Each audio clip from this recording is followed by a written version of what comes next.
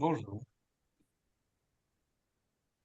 Alors, bonjour à toutes et à tous et bienvenue pour ce septième webinaire organisé par Central Coaching, des jeudis du développement professionnel. Et nous vous proposons aujourd'hui, Huing et moi, de vous parler d'écoute active. Alors, parler d'écoute active, c'est un petit peu surprenant parce que en général, l'écoute active, on la pratique. Et c'est une pratique où justement on écoute et on fait silence. Donc on va tenter cette gageure ce midi avec Ying de vous parler de quelque chose que d'habitude on vous invite plutôt à écouter. Donc pour commencer, en fait, ce qu'on a prévu pour cette heure, c'est de vous partager, déjà de nous présenter qui nous sommes, Ying, Gallet et moi-même, de vous présenter aussi Central Coaching, qui est le collectif qui propose ces webinaires, ce que nous faisons avec les associations centraliennes, et puis ensuite de vous partager quelques clés, quelques éléments d'écoute active, et enfin d'avoir un temps d'expérimentation et de partage. Voilà, c'est l'objectif de ces webinaires, c'est aussi d'être expérientiel, donc de ne pas faire que des slides et des informations, mais aussi de partager des moments de pratique et de voir ce qui se passe. Donc pour commencer, alors je vais partager mon écran. Donc ceci étant fait, voilà, je me mets en diaporama dès que...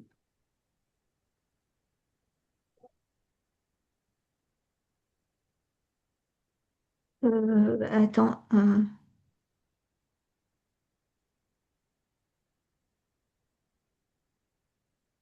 Florie, je te laisse commencer et je réponds à Anne. Ok, merci.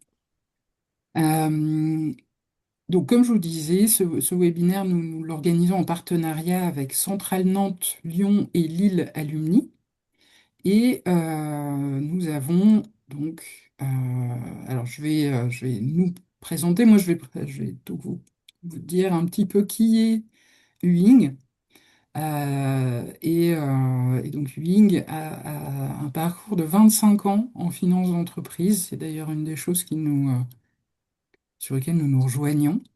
Ying s'est engagé depuis 10 ans dans l'animation d'ateliers d'entraînement à l'écoute active et à la prise de parole en public. C'est ce qui s'appelle la technesthésie.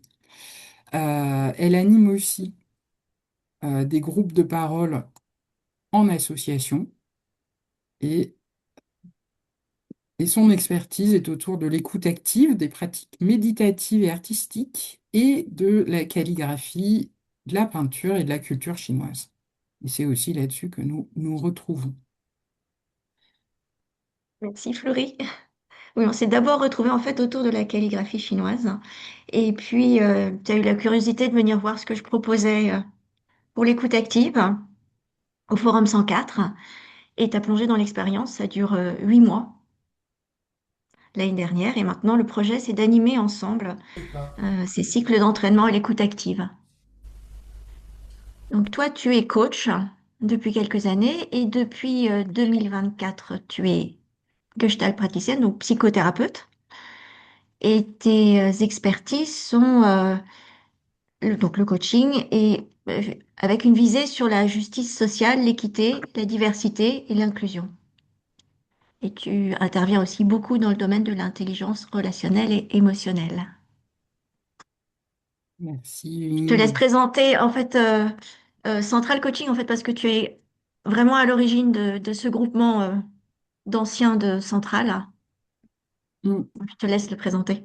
Oui, donc Central Coaching, en fait, c'est le collectif des ingénieurs des écoles centrales et Supélec. Donc aujourd'hui, nous sommes presque 100 et nous sommes spécialisés dans l'accompagnement des organisations et des personnes. Alors, Central Coaching, le terme et simple à comprendre, mais nous ne faisons pas que du coaching. Bien évidemment, un certain nombre d'entre nous, je dirais une bonne moitié, pratiquent le coaching individuel, le coaching d'équipe, d'organisation. Mais nous sommes aussi formés et nous accompagnons en médiation, en bilan de compétences, en mentorat et sparring partner de dirigeants. Certains d'entre nous sommes aussi psychothérapeutes, superviseurs. Nous proposons de la facilitation d'intelligence collective, de la formation, du conseil en organisation, de l'assessment du leadership. Donc en fait, nous avons, là vous en voyez une dizaine, nous avons un certain nombre de pratiques d'accompagnement qui se croisent, qui se complètent et qui viennent nourrir nos pratiques, puisque la plupart d'entre nous exerçons plusieurs activités dans l'accompagnement. Donc, nous avons des valeurs de confiance, d'échange et d'engagement. Nous avons un ADN qui est alors basé sur le C de Central Coaching, curieux, carré, collectif, créatif et entrepreneur. Et voilà, notre cœur de métier tourne autour de l'intelligence collective, émotionnelle, systémique. Nous avons une super devise qui est l'humain au cœur. Et donc, mis à part organiser ces webinaires qui nous permettent de partager nos pratiques et de nourrir la communauté centralienne, nous nous nourrissons aussi en interne sur nos pratiques, nos savoir-faire, nos savoir-être. Nous partageons ces pratiques. Nous intervenons aussi régulièrement en école d'ingénieurs et auprès des associations pour justement mettre ces compétences sociales, relationnelles dans nos métiers d'ingénieurs. Donc, nous intervenons auprès des étudiants et des alumni et nous soutenons le rayonnement du métier du coaching et des métiers de l'accompagnement et nous souhaitons contribuer à sa professionnalisation. Voilà, et donc aujourd'hui, alors ce qu'on a mis en place avec Centrale Nantes, Lille et Lyon Alumni, avec Central Coaching, je vois qu'il y a un petit bug sur le slide, mais voilà. Oui. On a mis en place une offre de développement professionnel pour les ingénieurs qui ont besoin spécifiques d'accompagnement dans leur carrière, la préparation du projet pro-perso.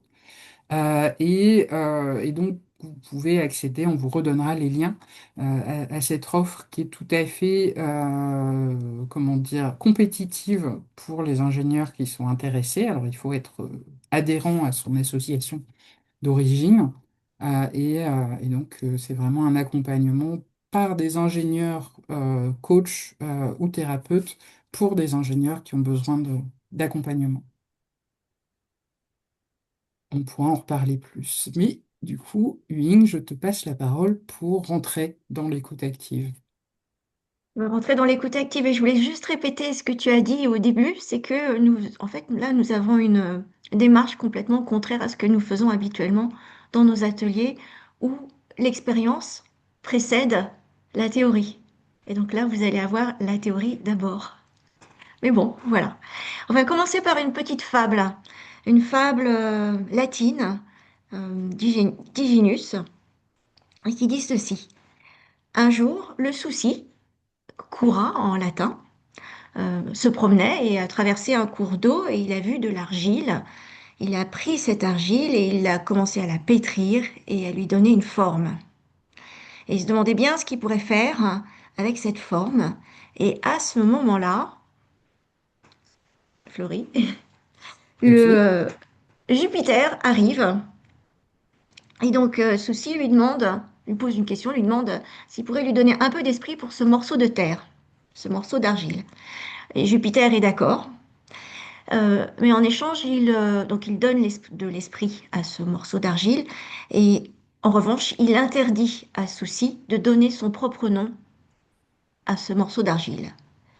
Et donc, ils se disputent, ils sont pas d'accord. Et au cœur de la dispute arrive un troisième personnage qui est la Terre, Tellus, et qui elle dit, bah non, non, de toute façon, c'est mon nom qu'il faut mettre sur ce morceau d'argile puisque l'argile vient de moi. Donc ils continuent à argumenter tous les trois. Et au bout d'un moment, ils se disent, on va prendre un arbitre. Et l'arbitre, c'est Saturne.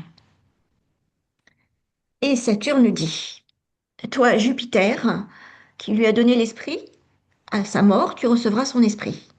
Toi, la Terre, qui lui a donné un corps, tu recevras son corps. Et comme c'est le souci qui le premier l'a formé, alors tant qu'il vit, cet être, le souci le possède. Et comme il y a litige sur le nom, finalement il s'appellera Homo, homme, puisqu'il est fait d'humus.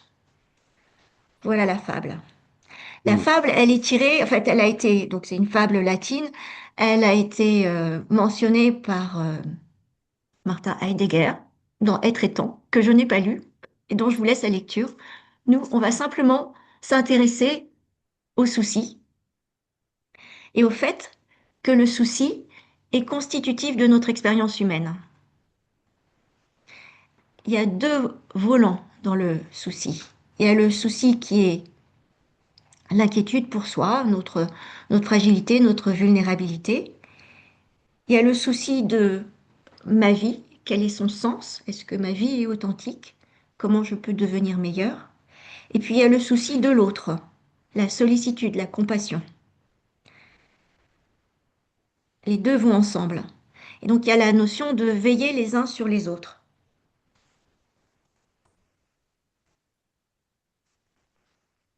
Et donc, on va, dans cette pratique d'écoute active, se questionner sur qu'est-ce que c'est qu'un entretien. Un entretien, si on décompose les mots, c'est tenir ensemble. Entretenir, c'est maintenir en bon état alors une voiture ou une maison. Et on peut entretenir nos relations, entretenir notre appartenance commune, mutuelle, au fait d'être humain.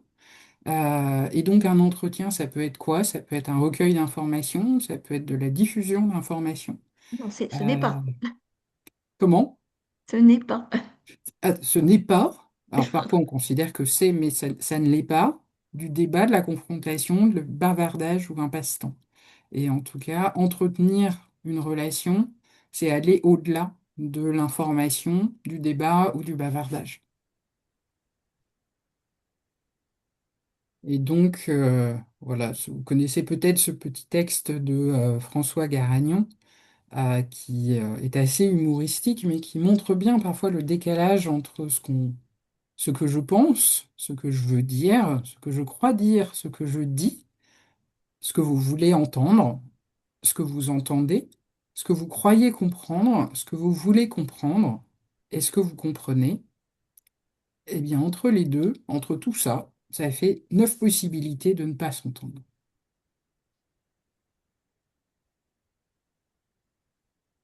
Et Euh, donc, et toi, pardon. oui.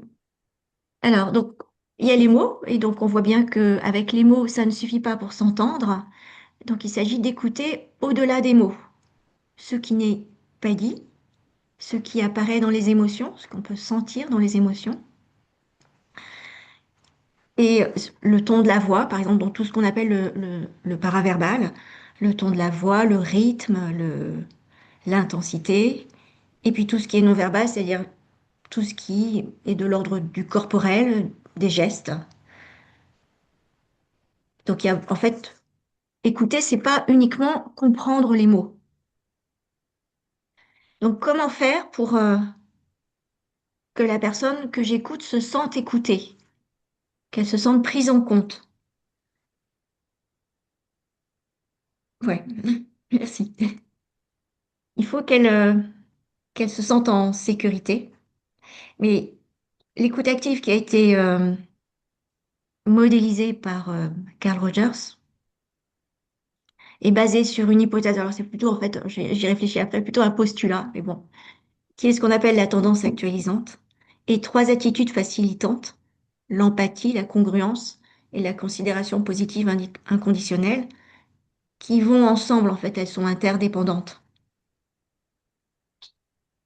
Et ça donne, en fait, les conditions pour qu'une écoute devienne active, c'est-à-dire que je sois activement présent, présente, présent ou présente, euh, et uniquement, en fait, à l'écoute, et pas à la recherche du sens des mots, en fait, pas dans un premier temps, en fait. Alors, je vais un peu préciser. Mhm. La tendance actualisante, non, on revient en arrière, s'il te plaît. Attends, pardon. la tendance actualisante, c'est euh, la, la certitude, la foi, que nous avons tous la capacité en nous de développer notre conscience de soi et d'aller vers l'accomplissement de nos potentiels. Comme un peu comme une plante, forcément, elle pousse. Elle pousse toujours, elle est toujours en mouvement, plus ou moins. Le mouvement est plus ou moins contraint, mais elle pousse. Ça, c'est vraiment le postulat de base de l'écoute active. Ensuite, l'écoutant doit rassembler trois attitudes facilitantes. Ça, c'est de la théorie. Dans la pratique, ça se passe pas exactement comme ça, mais il y a toujours un peu d'empathie, un peu de congruence, un peu de considération positive inconditionnelle.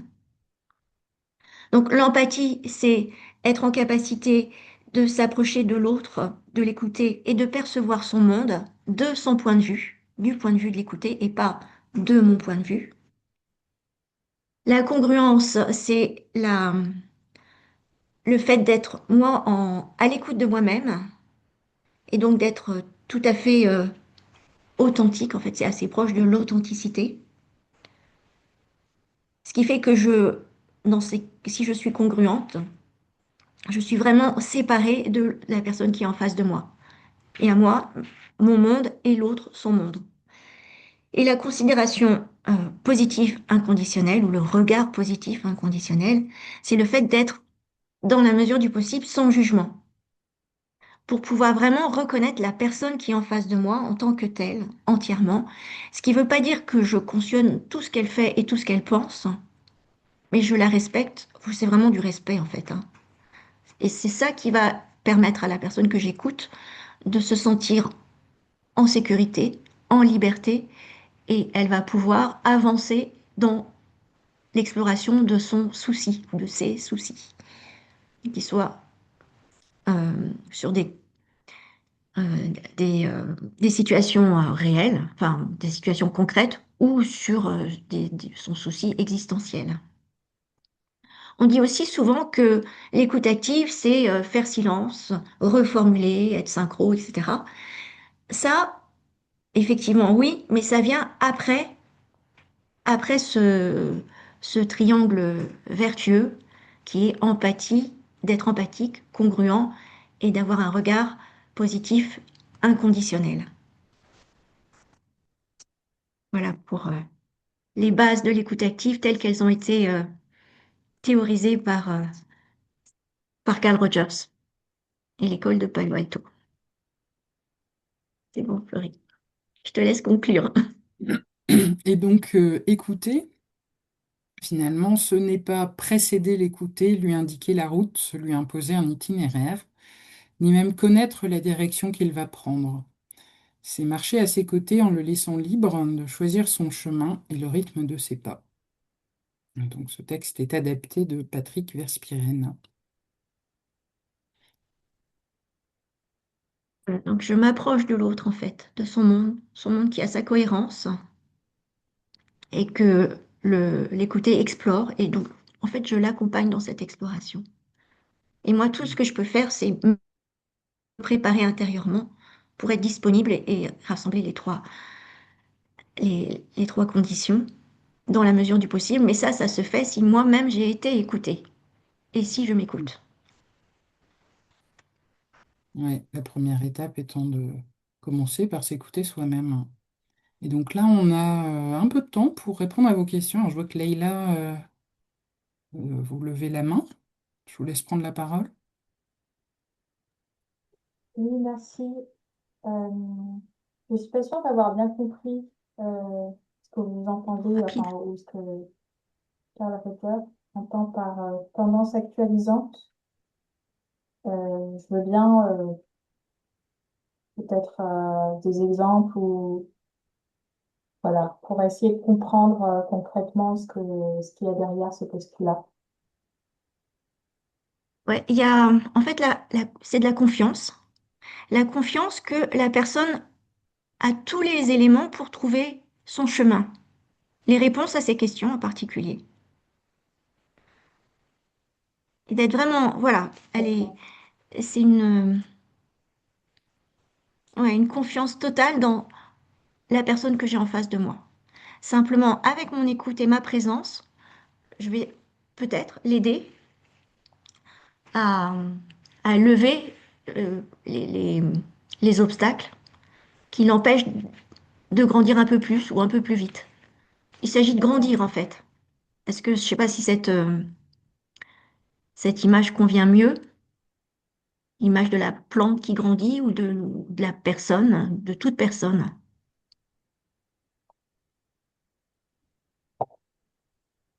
Euh, en Leïla, fait, c'est oui, plus clair ou pas? oui. Est-ce que c'est comme si euh, il y avait une sorte de force grandissante, un peu comme, je ne sais pas si ça vous parle, mais le Conatus chez Spinoza, enfin, cette force qui anime chaque être à justement persévérer dans son être. Et que, donc ça, c'est un peu le postulat. Et ensuite, en fait, ce que je comprends, c'est que bah, malgré cette force qui est toujours là, il peut y avoir plein d'obstacles, plein de soucis, positifs ou négatifs d'ailleurs, qui nous ralentissent dans ce mouvement. Et du coup, les attitudes facilitantes sont là pour un peu lever ces obstacles ou au moins les aider à les identifier pour peut-être les contourner. Ouais, c'est ça. Est-ce que, Ouais, ok. Donc, ouais, ouais, c'est plus clair pour moi. Merci. c'est plus clair. Ouais, merci.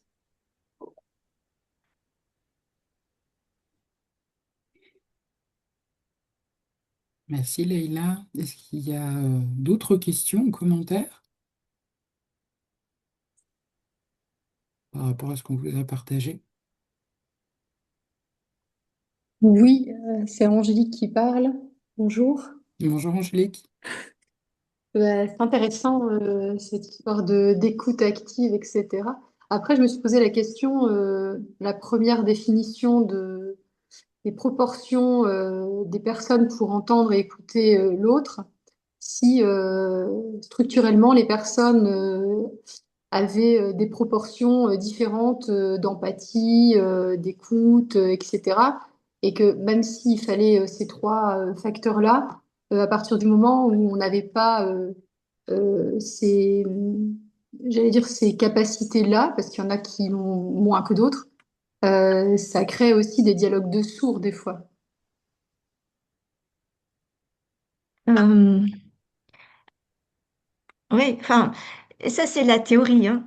L'empathie, la congruence et le regard positif inconditionnel. Mm. Effectivement, on les a jamais tout, enfin, ou peu, ou alors si ça peut arriver, mais c'est rare. C'est des moments où il y a quelque chose de cet ordre-là qui se passe et qui permet. Et sinon, une écoute, si elle est sincèrement active, c'est-à-dire si je suis activement à ma place et que je laisse toute la place à l'autre pour s'exprimer et explorer son monde, je suis en écoute active. Non, bien sûr. Je suis un peu empathique, plus ou moins. Je suis le plus possible congruente, mais je ne le suis jamais complètement. Et j'ai un regard positif, inconditionnel. J'ai aussi un recul sur mon regard. C'est-à-dire que je peux me dire, tiens, là, attention, il y a quelque chose de mon monde qui vient. Donc, hop, je fais un pas de côté pour laisser la place à la personne écoutée. Ouais, non, mais je comprends votre fonctionnement. Après, j'allais dire, l'écoute active, elle peut se faire naturellement parce qu'on a développé des compétences, on va dire, en écoute Hmm. active, ou alors on n'en a pas développé, ou alors on est au milieu et on se rend compte dans les rapports avec les autres, des fois, que, on n'est pas au même niveau d'écoute. Il y a des gens qui entendent pas les mêmes choses, en fait. Oui. Hmm. Mm. Peut-être ouais, Et- je pourrais ajouter que enfin, entre en fait il y a des personnes qui ont une certaine appétence et qui vont développer, en tout cas chercher à développer cette écoute active. Et puis, personne n'est jamais 100% en écoute active. On peut, enfin, en tout cas, c'est une pratique où, en tout cas, moi, à certains moments, je vais me mettre en écoute active et je sais que je le suis et je sais que ça me met une attention particulière sur ben, des émotions qui vont émerger ou des pensées qui vont venir sur des choses de mon monde intérieur qui viennent résonner avec l'autre. Et comme je choisis d'être en écoute active, ben, c'est le moment où je peux dire, bon, ben, ça, je le mets de côté pour plus tard, quoi. Après, j'ai ma pratique de gestalt praticienne, où bah là, la pratique est un petit peu différente, puisque ce qui émerge dans mon monde peut servir à l'autre. Mais en tout cas, dans l'écoute, l'écoute active, l'objectif, c'est vraiment de laisser de l'espace à l'autre. Et donc, cette première étape de pouvoir identifier si je m'écoute moi-même, est-ce que j'ai de l'espace pour écouter l'autre? Ça peut être aussi de dire, bah là, j'ai pas cet espace pour écouter l'autre. Et c'est déjà se respecter soi Et l'autre. Oui, et oui, l'autre. ça c'est vrai. Il y a des fois, on n'est pas capable d'entendre ou d'écouter l'autre. Ça c'est vrai. Mm. Alors, je vois qu'on a quelques mains levées. Angélique, c'est OK pour toi si Oui, oui, merci. C'était bien un bel échange. avec plaisir. Anne, tu avais alors, t'es sur mute, Anne. On t'entend pas mal, Oui, oui, Anne. oui, tout à fait. J'avais coupé le micro. Oui, alors justement, j'avais une question sur le lien avec les émotions et t'as commencé à y répondre en demandant est-ce que bah, le fait d'être traversé par une émotion bon, qui peut potentiellement intense et quelle qu'elle soit, est-ce que ça perturbe et est-ce que c'est incompatible avec le fait d'être en écoute active? C'est toi qui juges, c'est toi qui sais. Si tu peux la mettre de côté le temps Oui, d'être c'est-à-dire disponible pour qu'il est l'autre. nécessaire de la mettre de côté, c'est-à-dire qu'il ne Oui, peut pas y avoir de ouais. la place à la fois pour l'émotion et l'écoute active. Non, non, c'est la place de l'autre. C'est Je suis en effectivement empathie avec les émotions de la personne que j'écoute. Et moi, s'il y a des choses qui viennent, j'estime si je suis capable ou pas de les mettre de côté. Et si je suis pas capable, je dis que je peux pas et que je peux pas être en écoute à ce moment-là. Et j'accepte d'accord. Donc, d'interrompre, ok, enfin, de donc mettre fin. il y a bien un lien dans ce sens-là. Alors, effectivement, pour Ouais, certaines émotions, j'ai appris à le faire. Mais à les voilà. mettre de côté pour plus tard. Bon. Et puis ça dépend des jours aussi. Il y a des jours c'est possible. Pour d'autres, voilà, Ouais. pour d'autres, c'est une autre histoire. Mm. Merci. Oui, oui. Si ça vient de percuter trop fort, ouais, à ce moment-là, on arrête. Mm. Mm. Roger, tu... Oui, donc je vais être un peu provocateur, mais euh, l'écoute, on écoute avec les oreilles, mais moi je pense qu'on écoute aussi avec les yeux. Et donc pour moi, il y a une dimension importante dans l'écoute, c'est le non-verbal, de voir que, ben oui, voilà, donc cette dimension-là. Et puis, je crois que dans mon activité de coach, c'est aussi écouter ce que l'autre provoque chez nous comme réaction. Hein, bon, bah, voilà. Mais des fois, je me dis à quelqu'un, je dis, mais tiens, en vous écoutant, hein, je ressens ça, et je le ressentais pas avant. Voilà, donc c'était une façon de. Je sais pas si vous connaissez Vincent Lennart qui a parlé de la troisième écoute. Oui, Voilà, c'est c'est ma contribution là. Voilà, pour moi, ça me dérange un peu de voir tous les gens qui sont là et qui ne sont qui écoutent sans se voilà de mettre leur caméra. Ça m'interroge, voilà. C'est vrai que l'écoute, pour moi, c'est vraiment quelque chose qui a un lien, comme vous avez dit, de congruence. Et voilà, ben, pour moi, c'est à travers le non-verbal aussi qui est important. mm. Oui, que tu peux aussi percevoir même au téléphone. Oui, Puisque je d'accord. peux être en écoute active au téléphone, je vois pas mon interlocuteur et je suis vraiment en écoute active et je lui laisse de la place. Et je suis quand même à l'écoute de Mhm. plein de choses au-delà des mots qui me sont donnés. Mhm. Et je suis congruente parce que je me permets de sentir ce qui se passe chez moi.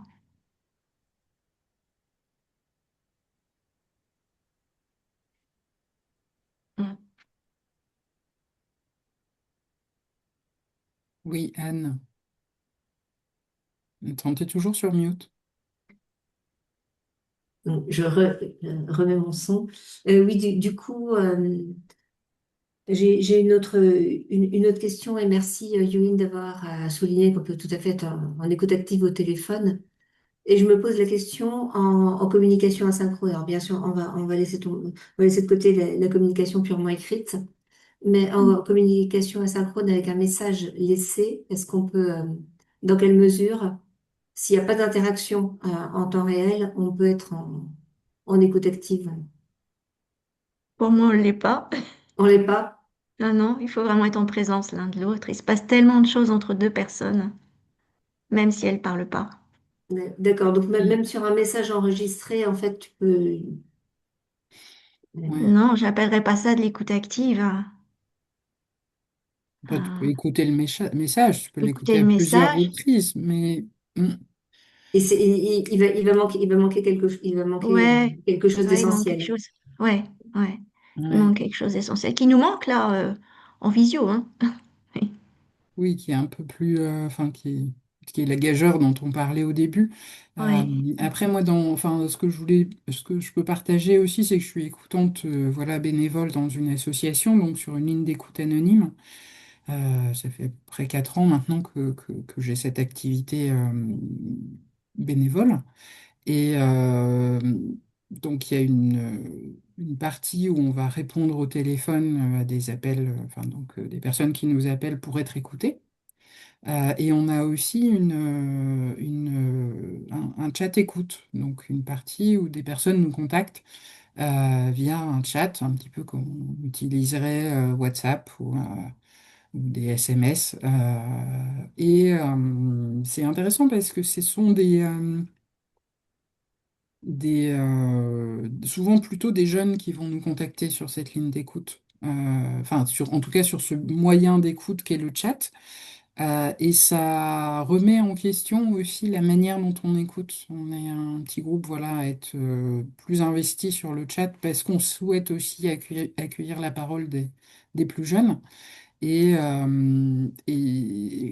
Pour moi, ça reste une pratique d'écoute, même si donc on ne se voit pas, on ne s'entend pas, on passe par des messages écrits euh, et, euh, et malgré tout, bah, on assure une présence pour ça peut être des jeunes de 13-14 ans à 20-25 ans qui vont nous contacter par ce biais-là et qui ont voilà, un souci à partager et qui ont besoin d'une présence. Claude, tu avais une question? C'est pas vraiment une question, c'est une remarque. Je suis praticien narratif et donc quand j'entends que l'écrit marche pas, alors Florie vient de témoigner avec les chats sur lesquels il y a l'écrit, en pratique narrative, on écrit. Et le but est de provoquer une réaction et d'écouter cette réaction, de faire sortir autre chose. Donc c'est un moyen actif de provoquer l'écoute active justement, mais l'écrit est essentiel. En tout cas en pratique narrative. C'est pas toutes les séances, mais assez fréquemment, j'écris à mes propres clients. Voilà, pas des romans, hein, mais des Hmm. éléments qui ont été collectés permettant de provoquer autre chose. Et ça provoque systématiquement des choses. Ok. Alors, je, je dirais que ce que tu proposes, ça vient juste après l'écoute active. L'écoute active, c'est vraiment le moment où je suis avec l'autre et j'ai aucune intention, ni même de provoquer quoi que ce soit. Rien. Ok. Et ça, c'est pas évident, mais c'est rien. Mais dans un échange, ça peut, voilà. Après, on peut passer sur ta pratique. Euh, mais l'écoute active en elle-même, le moment d'écoute active, c'est sans intention, Ok. sans, L'inconvénient, ok, je comprends la voilà. non-intention. Par contre, laisser tourner quelqu'un en rond sur le même sujet éternellement, on ne l'aide pas. Ah non, Euh, c'est donc, euh, clair. Ouais. donc il y a une limite à l'écoute active de laisser cheminer la personne, quel que soit le chemin. Et il y a des moments où il est nécessaire d'intervenir sur le chemin, sans quoi enfin, les gens s'enfoncent et ressassent le même sujet. Donc, il y a des limites à l'écoute active qui peut être présente, mais à un moment, il ne faut pas laisser tourner les gens. Voilà. Ça dépend quel est déjà notre rôle, puisque là, Claude, tu parles peut-être aussi en tant que praticien thérapeute. Donc, il y a une intention dans la pratique thérapeutique. Voilà, enfin, Anne, Roger, et nous, on a aussi des pratiques thérapeutiques ou des pratiques d'accompagnement. Là, on est vraiment sur ce que c'est que l'écoute active. Et justement, je voulais en profiter voilà, pour proposer à des personnes qui ne sont ni coach ni thérapeutes de poser les questions. Parce que nous, entre coachs, on se connaît. Léna? Ça tombe bien, je ne suis ni coach ni thérapeute. Merci pour ces partages. Non, je voulais juste, en réfléchissant à ce qui venait d'être dit sur la partie écrite, mais du coup en tant que personne qui parle et pas en tant que personne qui écoute, il existe un tas de personnes dont je fais partie qui vont s'exprimer beaucoup plus facilement à l'écrit qu'à l'oral et qui, pour partager des choses qui sont euh, parfois difficiles, vont passer par l'écrit. Et donc, tu disais, Florie, là, il y avait dans ton asso, justement, que vous aviez un chat, parce qu'il y a des jeunes qui écrivent plutôt que d'appeler, ou voilà. Euh, je n'ai pas d'avis hein, sur le sujet, c'est un constat. Mais je considère enfin, moi, je l'utilise en tant que personne coachée ou écoutée, je sais pas comment il faut le dire.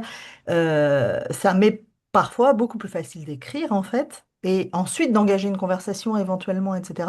Mais la première étape je suis là, je t'écoute, je peux être dans l'incapacité totale d'aligner trois mots. Donc, enfin voilà, je partage ça, j'ai pas de, pas de questions, pas de. Enfin, par contre, vous pouvez réagir, bien sûr. Non, effectivement, on n'est pas tous égaux par rapport à l'écrit et à la parole, hein. Mm. Et après, ça dépend aussi de la capacité de la personne en face et de comment est-ce qu'elle a réuni ces trois attitudes facilitantes, plus ou moins. Et si aussi elle supporte un peu du silence, hein, d'un silence qui soit pas un silence vide, une certaine qualité de silence. Mais ça demande beaucoup de travail. Je peux me permettre d'intervenir de nouveau. Je vais remettre Oui. Ah oui, c'est Angélique. ma caméra parce que apparemment, pour discuter, il y en a qui préfèrent avoir la caméra, je comprends. Euh, enfin, j'aime aussi m'exprimer par écrit, mais j'aime les deux et je trouve que je m'exprime pas du tout de la même façon à l'oral qu'à l'écrit. Je vais souvent appuyer quelque chose que je dis oralement à l'écrit après si j'ai l'impression qu'on m'a pas entendu. Donc simplement pour développer un peu plus ce que j'ai dit ou j'ai l'impression qu'il n'a pas été entendu. Et c'est vrai que c'est pas les mêmes voies de communication du tout. Et que des fois, il y a aussi des malentendus qui peuvent être occasionnés à l'oral comme à l'écrit. Ceci dit, les deux voies de communication sont intéressantes. Après, là, on parle d'écoute active. La posture de la personne en face, les mimiques qu'elle a, la façon dont elle va accueillir ce qu'on va dire. Bah, en fait, il y a plein de signes où on voit que la personne nous entend, nous écoute, est attentive ou n'en a rien à faire, quoi. Euh, bon, alors j'ai volontairement pris l'inverse d'un coup exprès, parce qu'il y a des intermédiaires, puis il y a des gens qui vous regardent jamais en face. Je sais pas si vous avez déjà vécu ça. Des personnes, j'ai déjà eu des entretiens d'embauche avec des gens qui ne me regardaient, enfin quelqu'un qui ne me regardait pas du tout, m'a jamais regardé. Ça m'a vraiment perturbée, je dois dire. Donc, je pense qu'il y a ça aussi, le regard, comment on pose sa voix, comment on s'exprime. Mais aussi, pour moi, c'est une forme aussi de considération que de savoir regarder quelqu'un, quoi. Qui vient là pour vous, pour présenter quelque chose. Et voilà. Donc, et quand je suis sortie de là, j'ai dit, mais il faut que j'alerte le directeur pour dire qu'il y a un problème. Parce que si moi je l'ai ressenti, tout le monde va le ressentir. Et finalement, j'ai choisi de pas le faire. Voilà. Mm.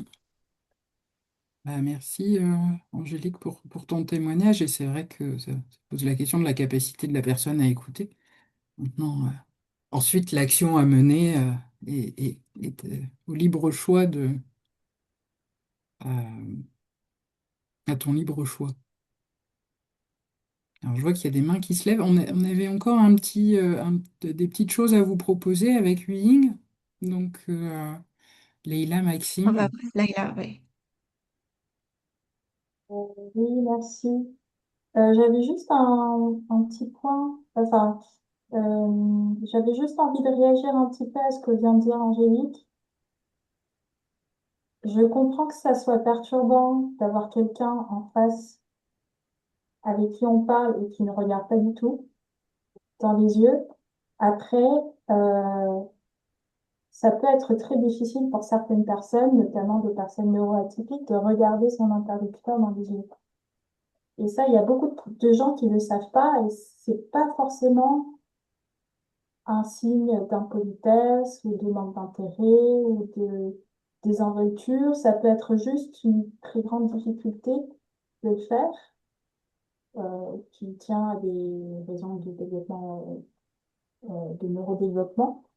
Et, enfin, je le dis juste parce que je sais qu'il y a beaucoup de gens qui ne savent pas et que ça peut créer des malentendus ou des situations de, voilà, d'agressivité,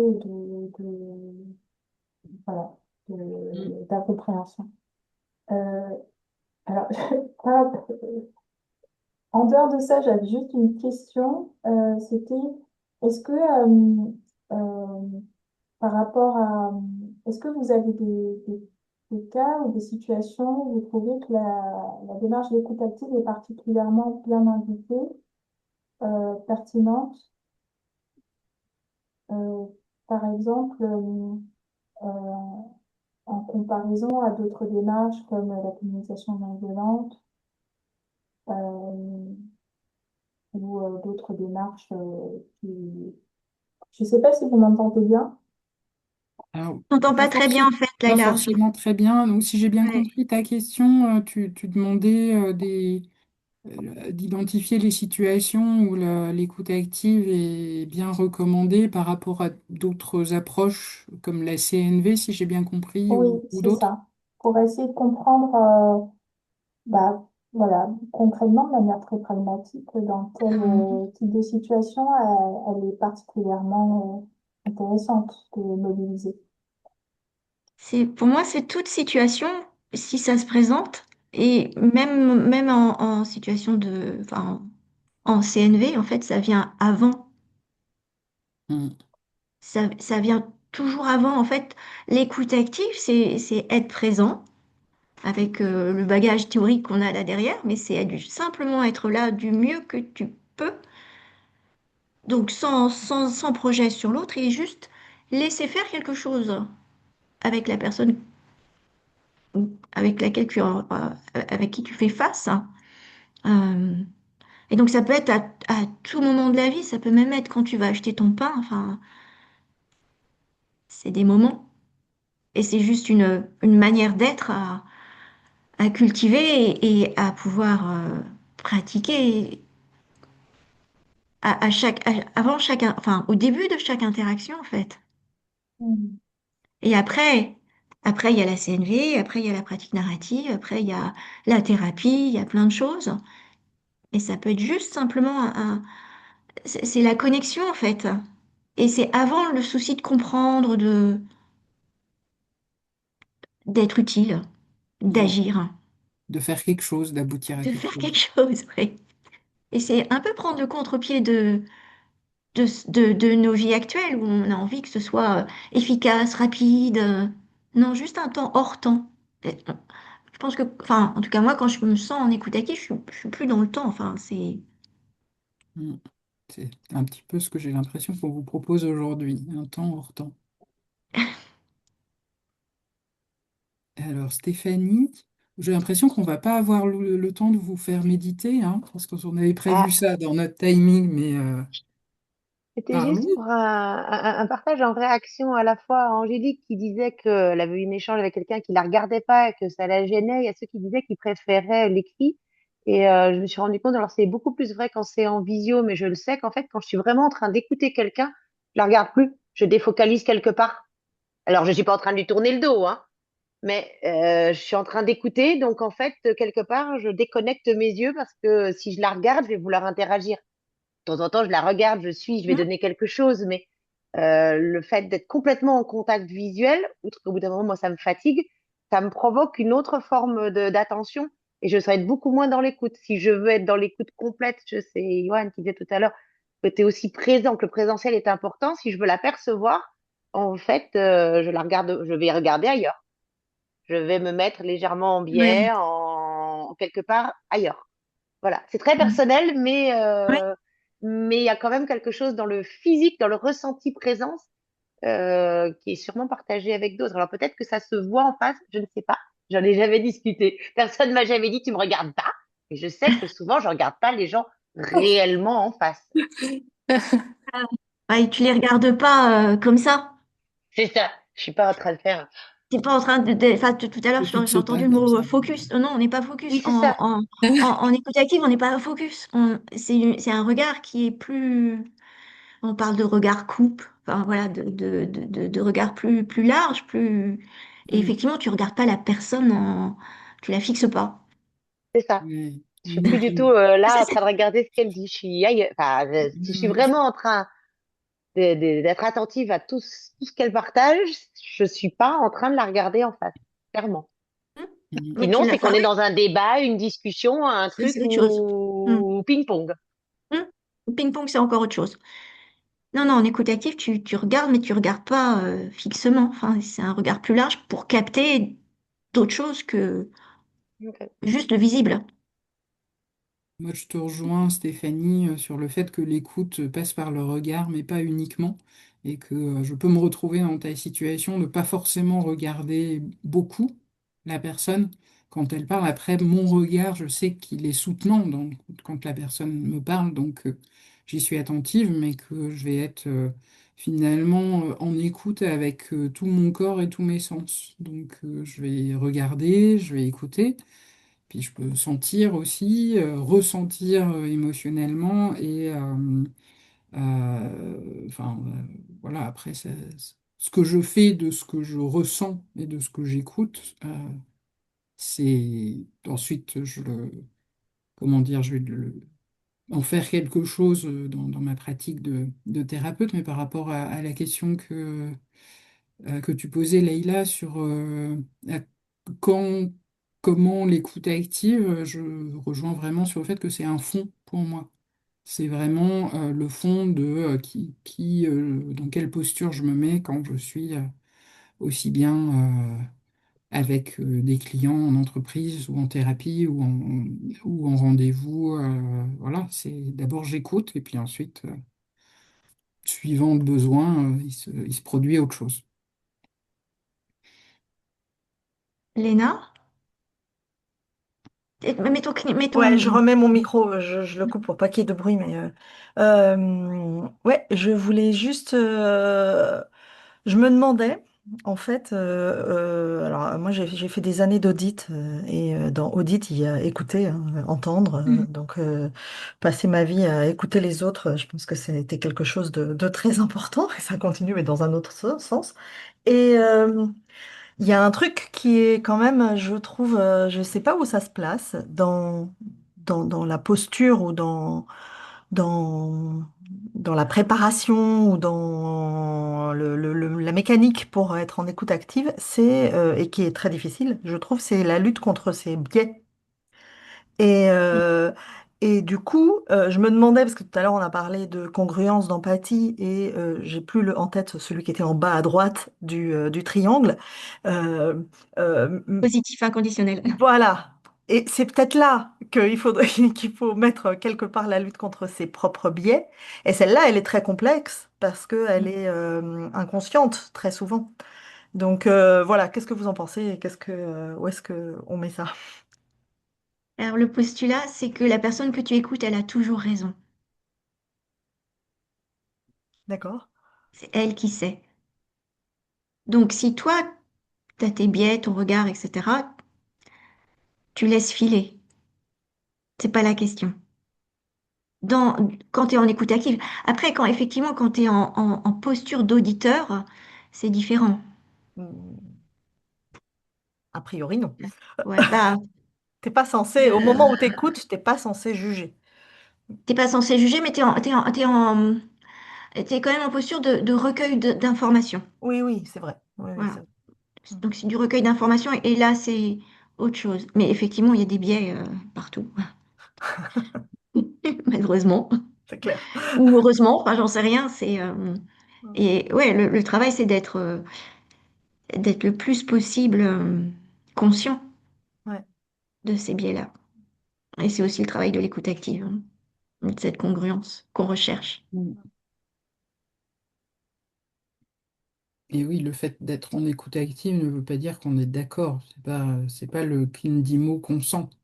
C'est une proposition d'un espace d'écoute. Euh, et C'est ça tout. n'est que ça. Mm.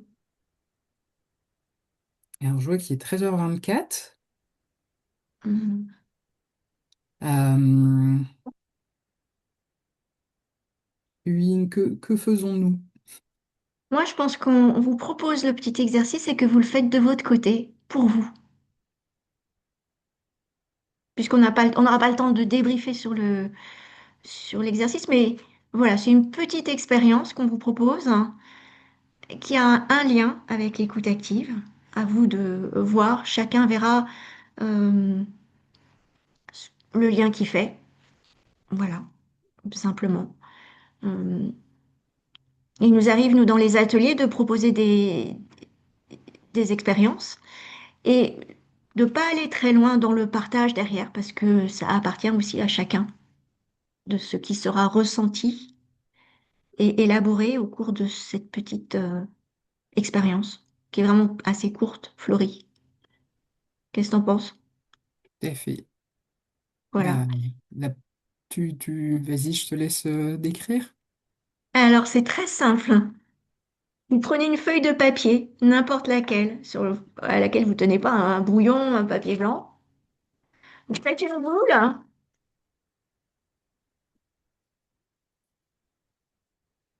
et l'expérience que vous allez faire une fois qu'on aura éteint toutes les caméras et qu'on sera parti là,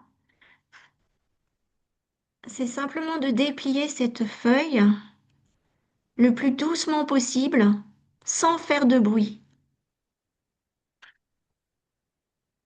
délicatement, très délicatement. Et de voir, vous, ce que ça vous fait de déplier cette feuille délicatement, lentement. Pas compliqué. Donc je vous laisse avec votre... On a quand même parti d'une boule d'argile hein, au début de notre webinaire. Donc maintenant, On vous vous laisse avec devez la boule d'abord de vous amuser papier. à la pétrir, cette boule, pour qu'elle soit bien ferme. C'est toujours intéressant de pétrir. Et puis après, de la déplier sans bruit. Voilà. Et vous aurez touché quelque chose de l'écoute active et du versant écoute de soi. Puisqu'en fait, l'écoute active, c'est s'écouter, écouter l'autre, être écouté. Ça sera ma conclusion. Ça te va, Florie? Oui, alors moi je voulais juste partager Ah oui, il faut que tu peut-être. partages encore des trucs, ouais. Alors, Oui, j'ai oublié. en quelques mots, et merci beaucoup pour votre présence ce midi. Pour celles et ceux que ça intéresserait d'aller plus loin avec nous, on est en train d'organiser un atelier découvert de 3 heures qui est vraiment goûter l'écoute active. Et si vous le souhaitez, on, on vous envoie les informations pour y participer. Et ensuite, éventuellement, si ça vous plaît, aller plus loin avec ce cycle de 8 ateliers, donc un atelier par mois, et avec des entraînements, des entretiens réciproques entre chaque atelier. Donc l'idée pour l'instant, c'est de le proposer à Paris.